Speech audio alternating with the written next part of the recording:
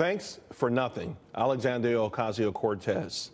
That's what a new billboard in Times Square says. It's bashing the Democrat lawmaker over Amazon scrapping a second headquarters in New York City, taking thousands of jobs and billions of dollars with it. Alfredo Ortiz is the CEO of Job Creators Network, and, well, that's the group behind the billboard. We did call the Congresswoman. So far, no response. Wow, that's a heck of a billboard right in the heart of Times Square. Right down the street, that's right. You think she got the message? Well, we're hoping she got the message. I mean, all we're really trying to do is highlight a very, very important thing, and I know you've had some great conversations on many of the shows here as well, is that socialism takes and capitalism creates.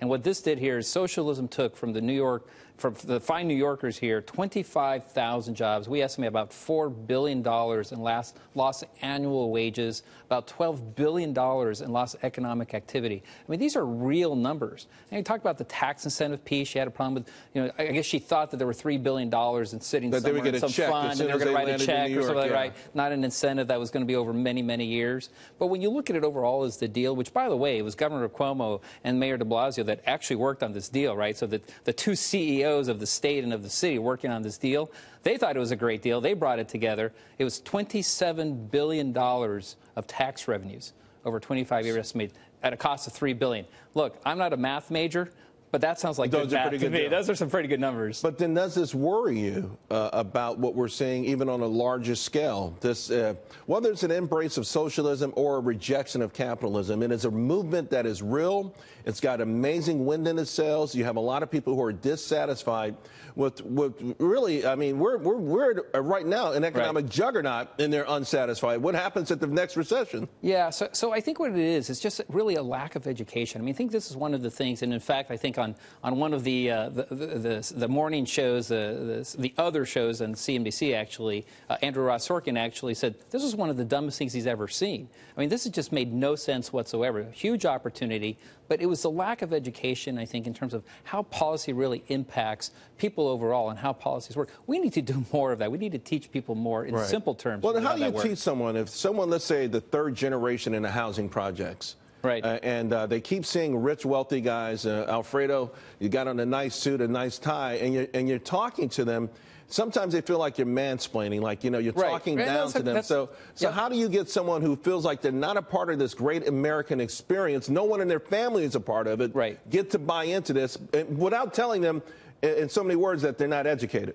Look, I think when 70% of, let's say, of New Yorkers said they liked this idea, they want it, and it still went away because one person, frankly, who wasn't even representing the district, basically talked it away, right? When they see that happening, they go, we'll never have a chance of this American dream. So we got to break it down into the opportunity that exists for people to take advantage of this American dream. And we talk about the tax revenues and the incentives, but I want to focus on the lost economic activity that was going to happen there in Long Island City. Think about the pizza guys, the deli guys, the shoe shine guys, the dry cleaners. I mean, these are the real people of America, hardworking Americans that have an American dream, who all of a sudden lost that opportunity to take advantage. Think of all the companies, all the people that had to service something like an Amazon headquarters. I mean, an unbelievable opportunity. And by the way, Charles, remember, there are other companies that would have come to help service Amazon. Sure. So this would have built upon itself. I mean, I can see why the governor and the mayor decided to do this. It was a good thing for New York. And unfortunately, she made a call here that, frankly, she shouldn't have made because she doesn't even cover that district, for heaven's sake. Yeah, although some of the local politicians, you mentioned how the two captains in New York were sort of quarterbacked this. There were some local politicians who were upset they weren't part of the process.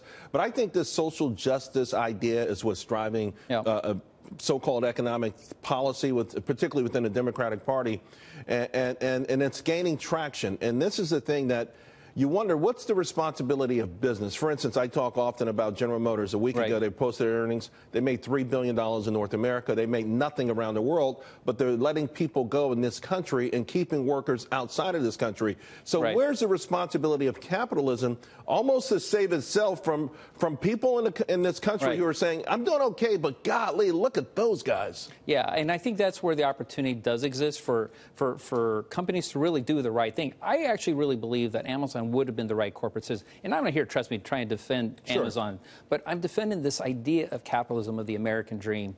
I mean, again, when you look at, for example, Nancy Pelosi, who called, you know, the wage increases and the bonuses from the Tax Cut and Jobs Act, when she called that, you know, basically crumbs.